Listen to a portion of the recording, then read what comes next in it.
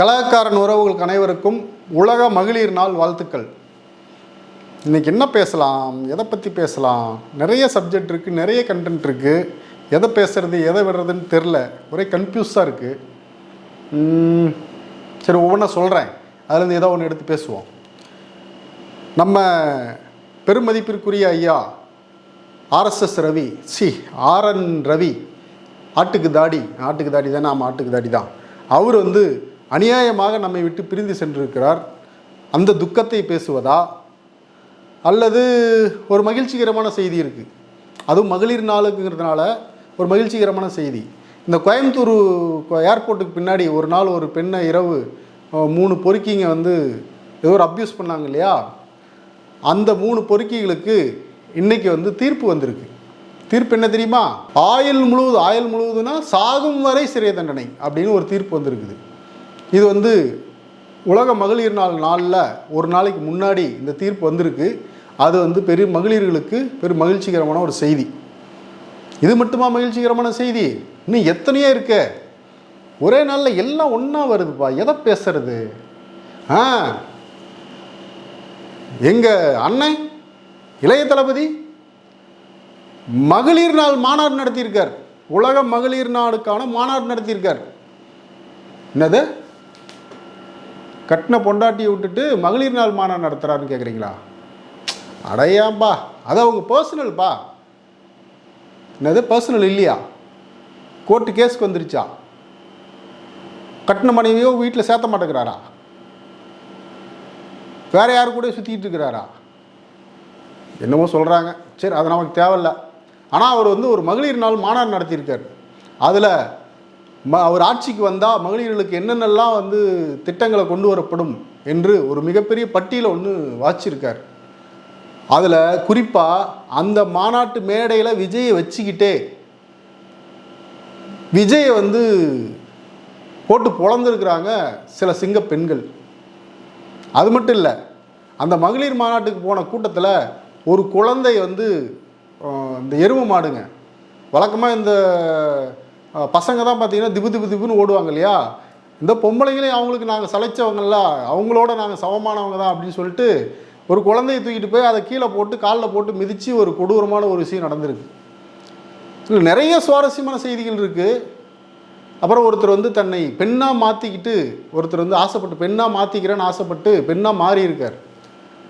அதுக்கப்புறம் அண்ணன் சில பல செய்திகளை மேடையில் பேசியிருக்காரு. அது பயங்கர வைரலாக இருக்குது. இப்படியாக ஏகப்பட்ட விஷயங்கள் இருக்குது. இதில் எதை பேசலாம் அப்படின்னு பார்த்தா 1000 விஷயம் இருந்தாலும் நமக்கு நம்ம அண்ணன் தான் முக்கியம். யார் அண்ணன்? இளைய தளபதி. அவர் போட்ட மகளிர் நாளை பற்றி இன்றைக்கி பார்ப்போம். நிறைய செய்திகள் இருந்தாலும் நம்ம முடிவு பண்ணபடி நம்ம அண்ணன் நடத்தின மகளிர் மாநாட்டை பற்றி பார்ப்போம். அதில் நிறைய சுவாரஸ்யமான செய்திகள் இருக்குது, நிறைய வருத்தப்படக்கூடிய செய்திகளும் இருக்குது, சில கிளுகிளுப்பான செய்திகளும் இருக்குது. அதுக்கு முன்னாடி திருக்குறளை பார்த்துருவோம். 21வது அதிகாரம் தீவினை அச்சம், 208வது குறள். தீயவை செய்தார் கெடுதல் நிழல் தன்னை வீயா தடியுரைந்தற்று. அதாவது தீயவை செய்தார் கெடுதல் நிழல் தன்னை வீயா தடியுரைந்தற்று அப்படின்னா, நிழல் எப்படி நம்மளை தொடர்ந்து வருதோ அதுபோல் தீயவைகளும், நாம் செய்த தீயவைகளும் நம்மளை தொடர்ந்து வரும். இதுதான் அதுக்கான பொருள். சரி, எங்கிருந்து ஆரம்பிக்கலாம்? துயரமான செய்தியிலேருந்து ஆரம்பிக்கலாமா, கிளுகிளுப்பான செய்தியிலேருந்து ஆரம்பிக்கலாமா? சரி, அண்ணன் பேசுனதுலேருந்து ஆரம்பிக்குமா? அந்த அண்ணன் பேசினார்ல, அதை போட்டு விட்டேன். சின்ன பசங்களாம் சொல்ல ஆரம்பிச்சிட்டாங்க, ஓம் சக்தி பராசக்தி யமவனுக்கு திரிஷாதா சக்தின்னு. ஐயோ அண்ணே, இது இல்லைண்ணே. என்னண்ணே இது அவராக இதை பேசினாரு. சும்மா இருண்ணே, என்னண்ணே இது? நான் செக் பண்ணுறேன், இருங்க. மறுபடியும் கேட்டு பார்க்குறேன். சின்ன பசங்களாம் சொல்ல ஆரம்பிச்சிட்டாங்க, ஆமாம், ஓம் சக்தி பராசக்தி யமவனுக்கு திரிஷாதா சக்தின்னு. என்ன இவரே சொல்ல ஆரம்பிச்சிட்டாரு? ஐயோ, இப்போ கன்ஃபார்மா? இது சரிப்பட்டு வராது. ஸோ நாம் வேறு விஷயத்துக்கு போயிடுவோம். அண்ணன் வந்து மகளிர் மாநாட்டில் பெண்களுக்கான திட்டங்கள் நிறைய அறிவிச்சிருக்கார். திமுக வந்து மீண்டும் ஆட்சிக்கு வந்தால் 2000 தரேன்னு சொல்லியிருக்கு. அப்புறம் எதிர்க்கட்சி தலைவர் அதிமுக எடப்பாடியும் அவரும் வந்து 2000 தரேன்னு சொல்லியிருக்காரு. என்ன நீங்கள் 2000 தர்றது, நான் தரம்பார் அப்படின்னு சொல்லிட்டு 2500 அப்படின்னு இருக்கார். 1000, 2000, 2000, இப்போ 2500. சரி, அடுத்து என்ன புது திட்டம் அறிவிச்சிருக்காருன்னா பஸ்ஸு மகளிருக்கு இலவசம். என்னது, ஏற்கனவே பஸ்ஸு மகளிருக்கு இலவசமாக தான் இருக்கா? எனக்கு தெரியாதுப்பா, அவர் தான் அறிவிச்சிருக்காரு. ஏதோ புது திட்டமாம்மா. இப்போ தான் ஞாபகம் வருது. எல்லா பஸ்லேயும் இலவசம் அப்படின்னு அறிவிச்சிருக்காரு. நீங்கள் இப்போ மகளிருக்கு மட்டும்தான் எல்லா பஸ்லையும் இலவசம்னு அறிவிச்சிருக்கீங்க. அங்கே ஒருத்தர் எங்கள் ஐயா எடப்பாடியார் ஆண்களுக்கும் சேர்த்து இலவசம் அப்படின்னு அறிவிச்சிருக்காரு. ஆக மொத்தம் யாரும் சொந்தமாக சிந்திச்சு திட்டமெல்லாம் எதுவும் கொண்டு வந்து மக்களோட நல திட்டங்கள்லாம் போட மாட்டீங்க. ஏற்கனவே திமுக செயல்படுத்திகிட்டு இருக்கிற திட்டத்தையே காப்பி அடித்து அதை அப்படியே கொண்டு வந்து போடுறதுக்கு பேர் புது திட்டமாம்மா. சரி, இருக்கட்டும். அடுத்து விலை உயர்ந்த பட்டு புடவைகள். இது ஏதோ புடவை வியாபாரம் பண்ணுற மாதிரி இருக்குது. என் ஞாபகம் வேறு எங்கேயோ போகுது. சை, வேண்டாம் விடு. விலை உயர்ந்த பட்டு புடவைகள் வீட்டு பெண்களுக்கு மகளிருக்கெல்லாம் கொடுக்கப்படும். இது ரொம்ப அத்தியாவசியமான பொருள் தானே அது, பட்டு புடவைகள். சரி, அடுத்து தாலிக்கு தங்கம். ஐயோ, தாலிக்கு தங்கம் எடப்பாடி முதலமைச்சராக இருக்கும்போது நிறுத்தப்பட்ட திட்டம், ஜெயலலிதாவால் கொண்டு வரப்பட்ட திட்டம், எடப்பாடியால் நிறுத்தப்பட்ட திட்டம். அதை எங்கள் அண்ணன் வந்து சொல்லியிருக்கார். அது ஏதோ மாமன் வீட்டு சீரு, மச்சான் வீட்டு சீரு, அப்படி ஏதோ பேர் வச்சுருக்காரு அதுக்கு. அப்புறம் என்ன சொல்லியிருக்காருன்னா, இடைநிற்றலை குறைப்பதற்கு, இடைநிற்றல் இல்லாமல் செய்வதற்கு மாதம் 15000 தரேன் இருக்கார். ஆல்ரெடி இடைநிற்றலே இல்லாத ஒரு மாநிலமாக தான் தமிழ்நாடு போயிட்டுருக்குது. அதுக்கு தான் வந்து பயங்கர ஸ்கீமெல்லாம் போட்டு, ஒரு வேளை வந்து பசங்க படிக்க வரலைன்னா அவங்கள வீடு தேடி போய் டீச்சர்களே வந்து போய் கூப்பிட்டு வந்து சேர்த்துற ஒரு இதை பண்ணி இந்த 5 வருஷத்தில் பார்த்திங்கன்னா இடைநிற்றல் கிட்டத்தட்ட வந்து இல்லை அப்படிங்கிற சூழலுக்கே வந்திருக்குது. அதுக்கு ஏதோ ஒரு திட்டத்தை போட்டிருக்காரு. சரி, ஓகே, ஏதோ ஒரு திட்டம். அடுத்து ஏதோ ஒன்று சொன்னாரே, அவர் வாயிலே கேட்டுருவோமா? அண்ணே, இப்போயாச்சும் கரெக்டாக அண்ணன் பேசின அந்த வீடியோவை கரெக்டாக போட்டுவிட்னேன். இலவச பஸ் பெண்களுக்கு 1000 ரூபா, பள்ளி மாணவிகளுக்கு மாதம் 1000 ரூபாய் இலவசங்களை கொடுத்துருன்னு சொல்லி பெருமைப்பட்டுக்கிறீங்களே, இது கொஞ்சமா உங்களுக்கே அழகா இருக்காது? மக்கள் பணத்தை மக்களுக்கே திருப்பி தருவது எப்படி ஓசி என்று கேலிக்கு உள்ளாகும். என்னது, மக்கள் பணத்தை மக்களுக்கே திருப்பி தருவது எப்படி ஓசி என்பது என்று சொல்ல முடியும் அப்படின்னு எங்கள் அண்ணன் கேட்குறாரு. கரெக்டு தானே? மக்கள் பணத்தை மக்களுக்கே கொடுக்கறது எப்படி ஓசின்னு சொல்ல முடியும்? ஆனால் ஓசின்னு சொன்னது யாரு? அது சொல்கிறாங்க பாருங்க. எப்படி இலவசம் என்று ஏளனமாக பார்க்கப்படும். அனைத்து குடும்ப தலைவிகளுக்கும் மாதம் 2500 ரூபாய். உதவித்தொகை எதுவும் வேண்டாம். அனைத்து பேருந்துகளிலும் பெண்கள் பயணிக்கும் வகையில் உத்தரவிடப்படும். இதன் மூலம் தமிழகத்தின் எந்த மூலையில் இருந்தும் எந்த இடத்திற்கும் அனைத்து பெண்களும் கட்டணமின்றி பயணிக்கலாம்.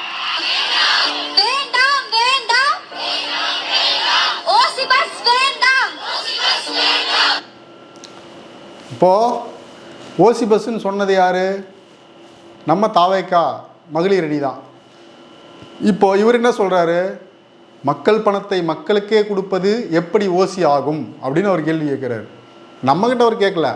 அந்த ஓசி பஸ் வேண்டான்னு முழக்கம் போட்டாங்களா கோயம்புத்தூரில் ஒரு ஆர்ப்பாட்டத்தில்? அந்த ஆர்ப்பாட்டத்தில் முழக்கம் போட்ட அந்த பெண் தோழரை பார்த்து நம்ம அண்ணன் வந்து சொல்கிறார், கேட்குறாரு. அதாவது எனக்கு தெரிஞ்சு இந்தியாவில் யாருமே மக்கள் நலத்திட்டத்தை யோசித்து சொந்தமாக யோசித்து ஒரு திட்டத்தை போட்டு பண்ணுறதுங்கிறது ரொம்ப ரொம்ப ரொம்ப கம்மி. எல்லாமே காப்பி பேஸ்ட் மாதிரி இங்கே தமிழ்நாட்டில் இருக்கக்கூடிய ஸ்டாலின் யோசித்து பண்ண எல்லா திட்டத்தையும் பேரை மட்டும் மாற்றிக்கிறது. இப்போது திமுகவினுடைய தேர்தல் அறிக்கைக்காக எல்லோரும் வெயிட்டிங்.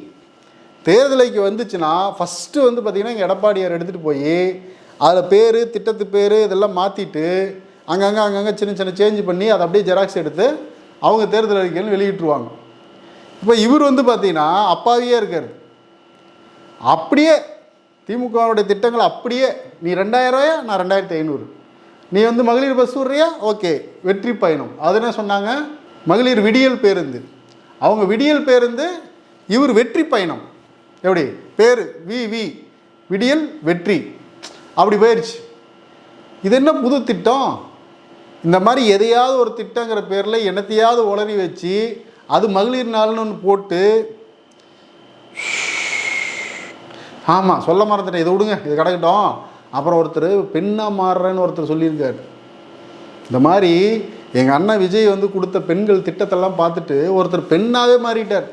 கூட்டத்தில் வழக்கமாக நம்ம ஆளுங்க கூட்டம் நடத்தினாவே அங்கே வந்து இலவு விழுவோம் அப்படிங்கிறது பயம் நமக்கே பயமாக இருக்கும், திக்கு திக்குன்னு இருக்கும் என்ன நடக்க போகுதோ அப்படின்னு. இந்த முறை வந்து அதிகபட்ச பெண்கள் குறைந்தபட்ச ஆண்கள் வந்து கலந்துருக்காங்க. அந்த அதிகபட்சம் ஆண்கள் தான் பார்த்திங்கன்னா வண்டி எடுத்துகிட்டு ரேஸ் விடுவாங்க, பின்னாடியே துரத்துவாங்க, திபுன்னு எகிரி குச்சி ஓடுவாங்க, மிதிச்சிட்டு ஓடுவாங்க, இதெல்லாம் நடக்கும். சரி பெண்கள் தானே போயிருக்காங்க, அவங்களாவது வந்து கொஞ்சம் பொறுமையாக போயிருப்பாங்க அப்படின்னு பார்த்தா இல்லை. ஒரு குழந்தைய வந்து கீழே போட்டு அது மேலே ஏறி மிதிச்சிட்டு போயிருக்காங்க. பார்க்கவே சகிக்கல. நீங்கள் வேணால் பாருங்கள்.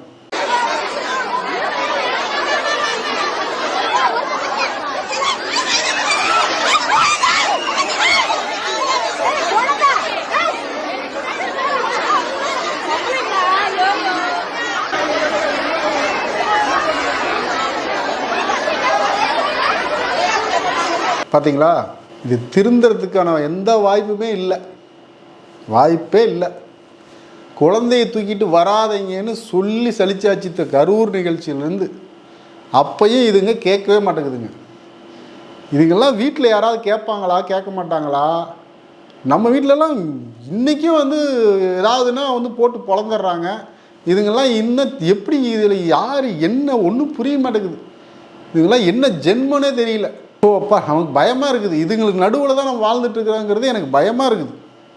சரி, அடுத்து ஒவ்வொரு வீட்டிலும் விஜய் இருக்கிறார் அப்படின்னு சொல்லியிருக்காருல்ல எங்கள் அண்ணன். ஒவ்வொரு வீட்டிலும் விஜய் இருக்கிறத பார்க்கலாமா? ஒரு வீட்டில் ஒரு விஜய் என்ன சொல்கிறாருன்னு கேட்போமா? இல்லை இப்போ இவ்வளோதான் தங்கறதுக்கு வேணாம்னா இதுக்கு போனால் கோர்ட்டுக்கு போனால் வீட்டில் தங்கக்கூடாதுங்க. இந்த கமிட்டியில் செருப்பால் அடிக்கக்கூடாது. மயிரை பிடுங்குவார் ஒரு எலெக்ஷனில் வந்து. அதுதான் நினைக்கிறேன் நானும். கேட்டீங்களா? ஒவ்வொரு வீட்லேயும் இருக்கிற விஜய். நமக்கு எதுக்கு எந்த சம்மந்தம் இல்லை. அவங்க தான் நீங்கள் பார்த்துருப்பீங்க சமூக வலைதளங்களில் போட்டு போலன்னு பிரின்னு பிரிக்கிறாங்க. யார்? விஜய் ரசிகர்கள் தான். ஒன்றும் பண்ண முடியாது. அதுக்கப்புறம் எங்கள் அண்ணன் வந்து மேடையில் உட்கார வச்சுக்கிட்டு, எங்கள் அண்ணன் மேடையில் உட்காந்துட்ருக்காரு. கூட்டம் துவங்கிறதுக்கு முன்னாடி சில மகளிர்கள் வந்து அண்ணனை ஒரு வழி பண்ணிட்டாங்க. ஆம்பளைனா யார் தெரியுமா? வீட்டில் இருக்கிற பெண்களை மதிக்க தெரியணும், வீட்டில் இருக்கிற பெண்கள் வந்து நல்லா பார்த்துக்க தெரியணும். அவன் தான் ஆம்பளை. இப்படி வந்து பல விதமாக வந்து பேசி அண்ணனுக்கு யாரை திட்டுறாங்க, இவங்க நம்மளை திட்டுறாங்களா, இல்லை வந்து பொதுவாக சொல்கிறாங்களா, இல்லை எதிர்கட்சிக்காரங்களை திட்டுறாங்களா அப்படின்னு ஒரே கன்ஃபியூஸ் ஆகி குழப்பத்தில் வந்து ஒரு உட்கார்ந்துட்டு இருந்த அந்த வீடியோவை பார்க்குறீங்களா? இந்த மகளிர் தினத்தில் நாம் அனைவரும் உறுதியாக எடுத்து சொல்ல வேண்டியது என்னன்னா, பெண்களை முதல்ல மதிக்கணும். சும்மா பெண்களை ஒரு மேடையில் ஏறி அவதூறாக பேசி அவமானப்படுத்தி அவர்கள் வீட்டு பெண்களை நினைவில் வைத்துக் கொள்ளாமல் அவதூறு பரப்புகின்ற ஒரு ஆண் மகனையும் வீழ்த்த வேண்டும் என்று இந்த சிங்க பெண்களை கேட்டுக்கொள்கிறேன். பார்த்தீங்களா? அதாவது வெளியிலேருந்து மீம் போட்டாங்க, வெளியிலேருந்து வீடியோ போட்டாங்க, வெளியிலேருந்து திட்டினாங்க. ஆனால் இந்த ரெண்டு சிங்க பெண்கள் எப்படி அவர் இருக்கிற மேடையிலேயே அவர் உட்கார வச்சுக்கிட்டு எப்படி பேசுனாங்க பார்த்தியா? ஆனால் எல்லா இடத்துலையும் கொஞ்சம் மானமும் அறிவும் இருக்கக்கூடிய சில பேர் இருக்க தானே செய்வாங்க, அவங்களுக்கு குறைக்க தானே செய்யும். அதனால தான் அங்கேயே வச்சுட்டு பேசியிருக்காங்க. அதில் நீங்கள் கவனிச்சிங்களா? அவங்க பேச பக்கத்தில் இருக்கிற பெண்கள்லாம் விஜயவே பார்க்குறாங்க. இவர் தான் சொல்கிறாங்களா அப்படின்னு அவங்களுக்கு புரிஞ்சிருச்சு, அவருக்கும் புரிஞ்சிருச்சு. அவரே அப்படியே பார்க்குறாரு, ஐயோ என்னடா இது அப்படின்ட்டு.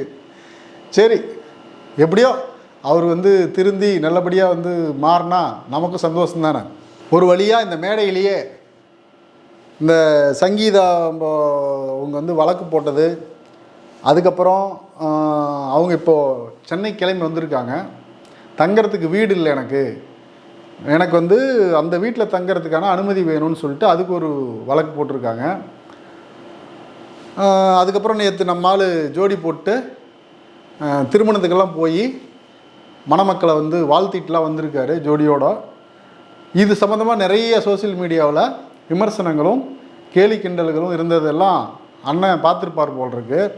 இந்த மேடையிலே அதுக்கு அவர் பதில் சொல்லியிருக்கார். என்ன சொல்லியிருக்காருன்னா, இதை பற்றியெல்லாம் நீங்கள் யாரும் கவலைப்படாதீங்க, அதெல்லாம் நான் பார்த்துக்கிறேன். நீங்கள் கவலைப்படுற அளவுக்கு வருத்தப்படுற அளவுக்குலாம் இது அவ்வளோ ஒர்த்தான விஷயம் இல்லை, இது ஒர்த்து இல்லை அப்படிங்கிறார். எது ஒர்த்து இல்லை? சில பிரச்சனைகள்லாம் ஓடிட்டு இருக்கு இல்லையா, அதெல்லாம் நீங்க அதுக்கு போராடி ஹர்ட் ஆகுறதெல்லாம் நான் பார்க்குறேன். அதை பார்த்து எனக்கு ஹர்ட் ஆகுது.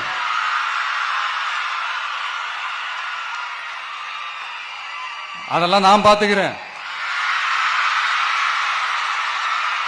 நாமளும் நீங்களும் சேர்ந்து மக்களுடைய பிரச்சனைகளை மட்டும் பார்ப்போம், சரிங்களா? அவ்வளோலாம் ஹர்ட் ஆகுதுங்க, அதெல்லாம் வருத்தலாம் கிடையாது. 25-26 வருஷம் ஒருத்தர் கூட வாழ்ந்து உங்களுடைய நல்லது கெட்டது எல்லாத்தையும் பார்த்துக்கிட்டு உங்கள் கூட இருந்து 2 குழந்தைங்களை பெற்று அந்த 2 குழந்தைங்களை நல்லபடியாக வளர்த்து இன்றைக்கி வந்து ஒரு வயசுக்கு வந்து ஒரு பெண்ணா பையனா வந்து நிற்கிறாங்க. ஒருத்தர் டைரக்டர் படம் டைரக்ட் பண்ணி அவர் டைரக்டர் ஆகியிருக்காரு. இவ்வளவும் செஞ்ச தன் கட்டின மனைவி ஒருத்தர் இல்லையாமா. சிறிதளவு ஒரு சின்ன குற்ற உணர்ச்சி கூட கிடையாது அவருக்கு. 41 செத்த போதும் 41 பேர் கரூரில் செத்த போதும் அதுக்கும் எந்த குற்ற உணர்ச்சியும் இல்லை. தன்னுடைய மனைவி வந்து தன் கூட வாழ்ந்து 25 வருஷம் வாழ்ந்த ஒரு மனைவி வந்து இப்படி நடுத்தருவில் நிற்கிறாங்களே அப்படிங்கிற எந்த குற்ற உணர்ச்சியும் இல்லை. சரி, மனைவி விடுங்க, சொந்த அப்பா அம்மாவே வந்து கூட வச்சுக்கிறதில்ல, சேர்த்திக்கிறதில்ல. அவங்களே வந்து இவரை பார்க்கணுன்னா அனுமதி கிடையாது. அப்படியே எங்கேயா பொது நிகழ்ச்சியில் பார்த்தா கூட கண்டுக்காத மாதிரி போயிடுவார். சரி, அதெல்லாம் விடுங்க. பெத்த அப்பா அம்மா இப்படி, கட்டின மனைவி இப்படி, தன் சொந்த குழந்தைங்க, பெண் குழந்தை ஆண் குழந்தை, இந்த 2 குழந்தைங்கள எவ்வளோ ஒரு சைக்கோவாக எவ்வளோ ஒரு கல் நெஞ்சக்காரனாக இருந்தாலும் இப்படியெல்லாம் நடந்துக்கிட்ட நான் வந்து பார்த்ததே இல்லைப்பா. அது என்ன அது சிந்தனையில் என்ன இருக்குது அவருக்கு? ஏன் இவ்வளோ சைக்கோத்தனமாக இருக்கிறாரு? ஒன்றுமே புரியல. பாப்பா அவர் எப்படி இருக்கிறாருங்கிறதெல்லாம் அதிர்ச்சி நமக்கு. அதுக்கு பின்னாடி இவ்வளோ கூட்டமும் வந்து இதெல்லாம் ஊர் உலகத்தில் நடக்காதா? ஒரு 4 பொண்டாட்டி வச்சுக்கலையா, 8 புருஷன் கட்டலையா, 10 புருஷன் கட்டலையா அப்படின்னு பெண்கள் பேசுகிறாங்க. எனக்கு இந்த பெண்கள்கிட்ட கேட்க வேண்டிய ஒரு கேள்வி இருக்குது. நாளைக்கு நீங்கள் வந்து இந்த பெண்கள் வந்து கல்யாணம் பண்ணிட்டு போகிற புருஷன் இதே மாதிரி வந்து 2 பொண்டாட்டி 4 ஒப்பாட்டி 4 சின்ன வீடு வச்சுட்டு சுற்றிட்டு இருந்தா நீங்கள் இதெல்லாம் ஒரு சாதாரண விஷயம் தானே, இதெல்லாம் ஊர் உலகத்தில் நடக்காதா அப்படின்னு சொல்லி சும்மா இருப்பீங்களா? இல்லை உங்கள் வீட்டில் இருக்கிற ஆண்கள் வந்து இது மாதிரி பண்ணால் நீங்கள் சும்மா இருப்பீங்களா? இப்போ யாருக்கோ நடக்குது, என்னமோ நடக்குது, யாரோ நாசமாக போகிறாங்க, நீங்களாம் பெண்கள் தானா? ஒன்றுமே புரியல. கடைசியாக நம்ம அண்ணன் த்ரிஷாவோட ஜோடி போட்டு போனது வந்து அவங்களுடைய மனைவி சங்கீதாவை எவ்வளோ பாதிச்சிருக்கும் அப்படிங்கிறதெல்லாம் நமக்கு தெரியும். அவங்க குழந்தைகளை எவ்வளோ பாதிச்சிருக்குங்கிறது நமக்கு தெரியும். ஆனால் இதெல்லாம் நமக்கு வந்து நம்ம பார்க்கல, நம்ம வந்து உணர்கிறோம், ஃபீல் பண்ணுறோம். ஆனால் ஒருத்தரை வந்து இது மிகப்பெரிய அளவில் பாதிச்சிருக்கு. அவங்க வந்து ஒரு மனநலம் பாதிக்கப்பட்ட நிலைமைக்கே போயிட்டாங்க. யாருன்னு கேட்குறீங்களா? த்ரிஷாவும் இவரும் ஒன்றா சுற்றினா பாதிக்க வேண்டியது மனைவிக்கும் குழந்தைங்களுக்கு தான். வேறு யாருன்னு கேட்குறீங்களா? அது ஒரு புதுவிதமான உயிரினம். அந்த உயிரினத்தை பார்க்குறீங்களா? ஏற்கனவே பார்த்துருப்பீங்க, இப்போ பாருங்கள். எனக்கு அப்படி இருக்கு விஜய் தளபதி, எனக்கு உங்க ரொம்ப பிடிக்கும் தளபதி, ரொம்ப அப்படி பிடிக்கும். ஆனா ஒரு கல்யாணத்துக்கு த்ரிஷா கூட ஒரே மாதிரி சட்டை வேஷ்டி, இத பத்தி நாங்க பேசிட்டு அவங்க எல்லாம் வீடியோ சொல்லி போடுவாங்க. நானும் தளபதியும் வந்து நல்ல ஃப்ரெண்ட், ஆனா அவரும் வந்து நாங்க வந்து நல்ல இணைப்பறியாது. நியூஸ் வெளியாவது பிரிச்சுட்டோம், அவரு தலைப்பு செய்யுது அப்படின்னு தலைப்பா போட்டு தலைப்பா வருது. மறுநாளே வந்து 2 மணி கல்யாணத்துக்கு ஒரே மாதிரி கலரு. அதுதான் எனக்கு ஆத்திரமே வருது. ஒரே மாதிரி ஒரே மாதிரி. ஏன் வேற கலர் இல்லையா? ஏன் கூட்டாளி கூட ஒன்னா போங்க, கூட்டாளி கூட கூட்டத்தோட போங்க. என்ன நடா எரிவராஜி நிக்கா பணியில உட்காந்துட்டான். எனக்கு கடுப்பா இருக்கலாம். எனக்கு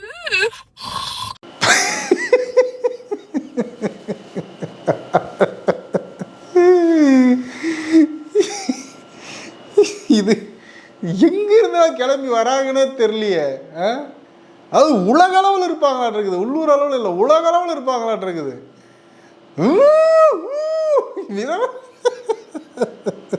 ஆனால் ஒரு விஷயம் நல்ல பர்ஃபார்மர் ஆட்டு இருக்குது, செம்மையாக பர்ஃபார்ம் பண்ணுறாங்கல்ல. தாங்காது, நம்மளால் முடியாது.